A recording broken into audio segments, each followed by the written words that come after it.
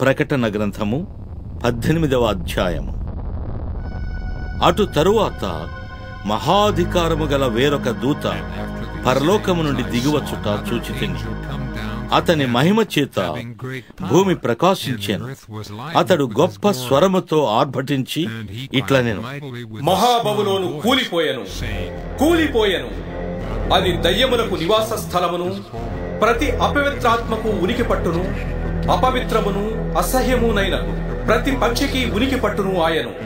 ఏలయనగా సమస్తమైన జనములు మహోద్రేకముతో కూడిన దాని వ్యభిచార మద్యమును త్రాగి పడిపోయేది. భూరాజులు దానితో వ్యభిచరించరి. భూలోకమందలి వర్తకులు దాని సుఖభోగముల వలన ధనవంతులైరి. మరియు ఇంకొక స్వరము పరలోకములో నుండి ఇలాగు చెప్పగా వింటిని, నా ప్రజలారా, మీరు దాని పాపములలో పాలివారు కాకుండునట్లును, దాని తెగుళ్లలో ఏది మీకు ప్రాప్తింపకుండునట్లును దాన్ని విడిచి రండి. దాని పాపములు ఆకాశమునంటుచున్నవి. దాని నేరములను దేవుడు జ్ఞాపకము చేసుకొని ఉన్నాడు. అది ఇచ్చిన ప్రకారము దానికి ఇయ్యుడి. దాని క్రియల చొప్పున దానికి రెట్టింపు చేయుడి. అది కలిపిన పాత్రలో దాని కొరకు రెండంతలు కలిపి పెట్టుడి. అది నేను రాణిగా కూర్చుండుదానను, నేను విధవరాలను కాను, దుఃఖము చూడనని తన మనస్సులో అనుకొనెను గనుక అది తను తాను ఎంతగా గొప్ప చేసుకుని సుఖ భోగములను అనుభవించెనో అంతగా వేదనను దుఃఖమును దానికి కలుగజేయుడి. అందుచేత ఒక్క దినముననే దాని తెగుళ్ళు అనగా మరణమును, దుఃఖమును, కరవును వచ్చును. దానికి తీర్పు తీర్చుచున్న దేవుడైన ప్రభువు బలిష్ఠుడు గనుక అది అగ్ని చేత బొత్తిగా కాల్చివేయబడును. దానితో వ్యభిచారము చేసి సుఖభోగములను అనుభవించిన భూరాజులు దాని బాధ చూచి భయాక్రాంతులై దూరమున నిలవబడి దాని దహన ధూమమును చూచునప్పుడు దాని విషయమై రొమ్ము కొట్టుకొనుచు ఏడ్చుచు, అయ్యో అయ్యో, బబులోను మహాపట్టణమా, బలమైన పట్టణమా, ఒక్క గడియలోనే నీకు తీర్పు వచ్చెను గదా అని చెప్పుకొందురు.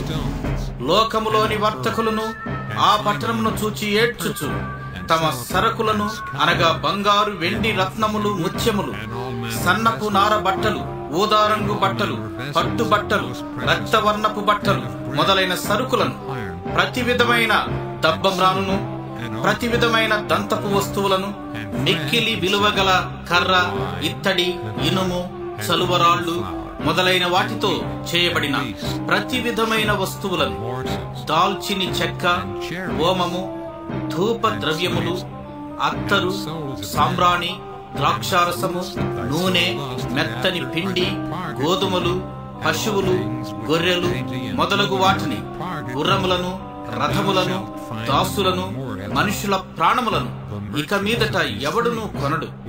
నీ ప్రాణమునకు ఇష్టమైన ఫలములు నిన్ను విడిచిపోయను. రుచ్యమైనవన్నీయు దివ్యమైనవన్నీయు నీకు దొరకకుండా నశించిపోయినవి. అవి ఇక మీదట కనపడవని చెప్పుకొనుచు దాని గూర్చి దుఃఖపడుదురు.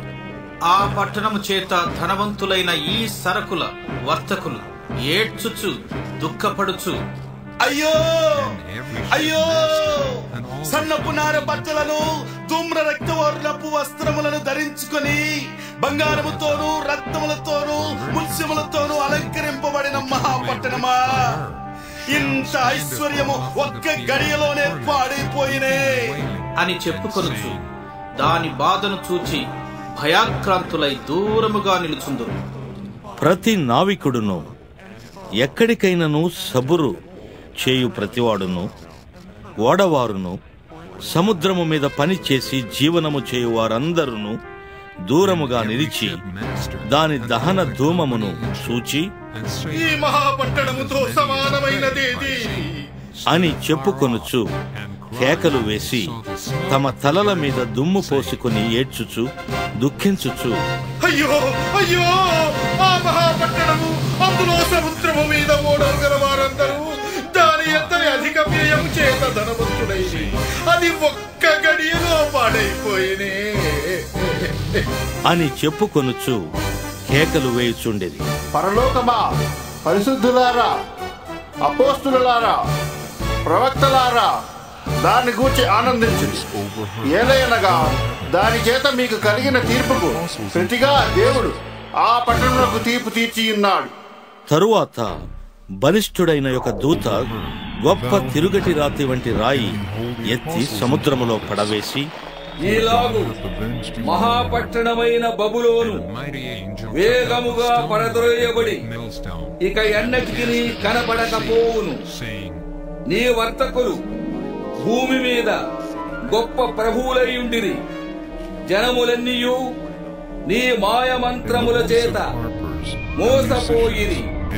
కావున వైణికుల యొక్కయు గాయకుల యొక్కయు పిల్లల గ్రోయి ఊదువారి యొక్కయు బూరలు ఊదువారి యొక్కయు శబ్దము ఇక ఎన్నడూను నీలో వినబడదు.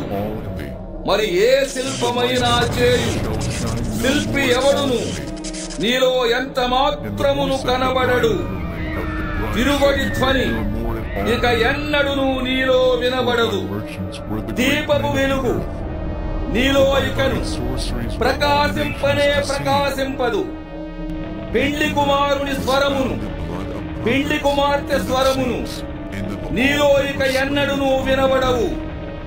మరియు ప్రవక్తల యొక్కయు పరిశుద్ధుల యొక్కయు భూమి మీద వధింపబడిన వారందరి యొక్కయు రక్తము ఆ పట్టణములో కనబడెను అనెను. The voice of the bridegroom and of the bride shall be heard no more at all in thee.